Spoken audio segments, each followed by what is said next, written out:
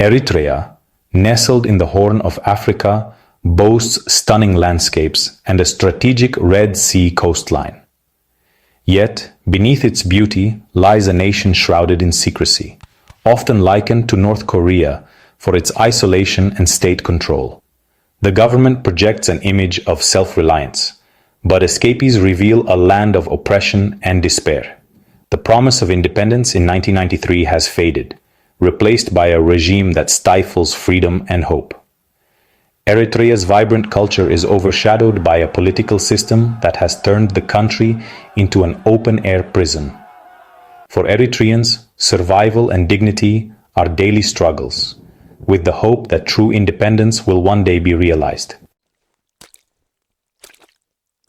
Since 1993, Eritrea has been under the iron rule of President Isaias Afwerki and his party. The anticipated democratic transition never occurred. No national elections have been held. The 1997 constitution, promising civil rights, was ratified but never implemented. Eritrea's political landscape is barren, with no room for opposition or free press. Afwerki's centralized power creates a climate of fear, where even high-ranking officials can vanish. The dream of a democratic nation has been replaced by a dictatorship, with the future hinging on an aging leader. In Eritrea, dissent is a dangerous gamble. The government eradicates opposition, with critics disappearing without a trace. The G15 reformers' arrest in 2001 sent a chilling message. No one is safe. Arbitrary detention extends to anyone critical of the regime with no due process. Former Finance Minister Berhane Abrehi's death in custody highlights the regime's brutality. The system silences not just individuals, but the hope for a different future. Eritrea's government maintains power through fear, making critics vanish. This silencing of voices ensures the regime's grip remains unchallenged. Eritrea's youth face a future of indefinite servitude. The national service program, meant to last 18 months, extends indefinitely. Students are conscripted into harsh military training at Sawa camp. Conscripts endure brutal conditions, with negligible pay and no freedom. The UN likens the system to slavery, with severe consequences for desertion. The national service tears apart families and dreams, driving many to flee. Eritrea's youth are trapped in a system that stifles their potential. The program is a tool of control, not nation-building, pushing many to escape. Eritreans flee a life of forced conscription and rights deprivation. The exodus creates a severe refugee crisis, with over 500,000 escaping. Fleeing is fraught with danger, as border guards have a shoot-to-kill policy. Those caught face imprisonment, while families left behind are punished.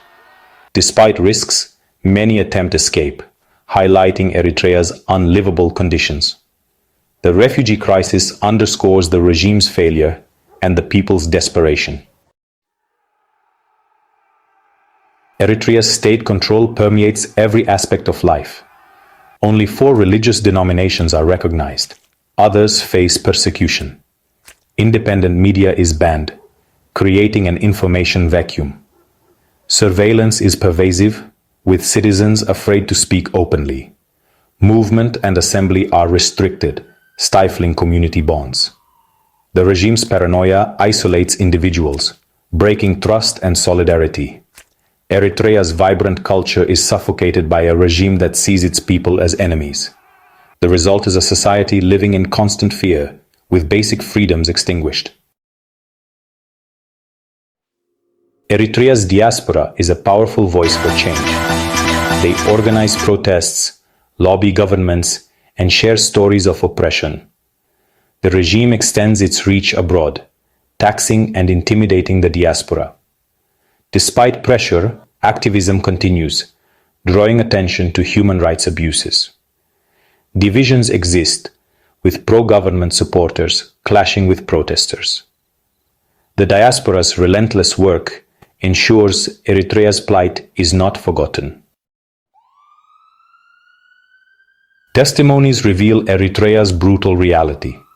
A young man describes a decade in national service as hopeless. Former prisoners recount the torment of indefinite detention. An elderly man speaks of pervasive surveillance and mistrust. Personal accounts humanize the reports of international rights organizations.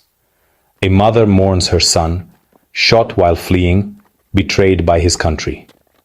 These voices are a powerful indictment of the regime.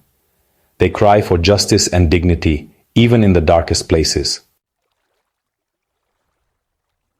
Despite repression, Eritrea's spirit endures. The dream of freedom lives on in cultural memory and diaspora activism. Change is inevitable, with the current system unsustainable. The hope lies with Eritrea's people, especially the younger generation. They carry skills and values essential for rebuilding the nation. The world must support their quest